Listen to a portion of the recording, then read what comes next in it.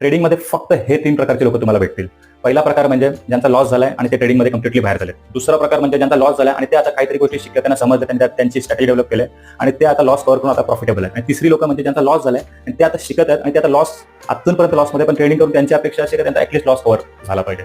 हे 3 प्रकारचे लोकच तुम्हाला भेटतील. म्हणजे यात तुम्ही बघा, या तिन्ही प्रकारमध्ये एक गोष्ट कॉमन आहे. जो पण स्टार्टिंगला ट्रेडिंगमध्ये, स्पेशली ट्रेडिंगमध्ये इन्व्हेस्टिंगची गोष्ट नाही, स्पेशली जेव्हा पण माणूस ट्रेडिंगमध्ये येतो त्याचा लॉसच होतो. म्हणजे या तिन्ही प्रकारच्या माणसांमध्ये तुम्ही बघा, लॉस हा कॉमन आहे. आणि हा लॉस जर कोणी बोलत असेल ना का मी स्टार्टिंग पासून प्रॉफिटेबल आहे आणि मी अजूनपर्यंत प्रॉफिटेबल आहे, तर तो माणूस तुम्हाला सरळ खोटा बोलतो आणि तो तुम्हाला मिसलीड करतोय. हे लक्षात घ्या. जर मी असो कोणी असो, सर्वांनी स्टार्टिंगला लॉसच केलाय. काही लोक मार्केटमधून बाहेर होतात आणि काही लोक मार्केटमध्ये शिकतात आणि लॉस रिकव्हर करून नंतर प्रॉफिटेबल होतात. राईट. तर या तिन्ही माणसांमध्ये पण तुम्ही बघाल एक स्टोरी कॉमन असेल.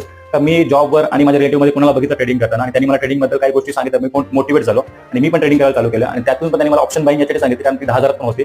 म्हणून मला ऑप्शन बाईंग चांगली वाटली. मी ऑप्शन बाईंग केली. त्याच्यानंतर ऑप्शन बाईंग करता करता मला माहिती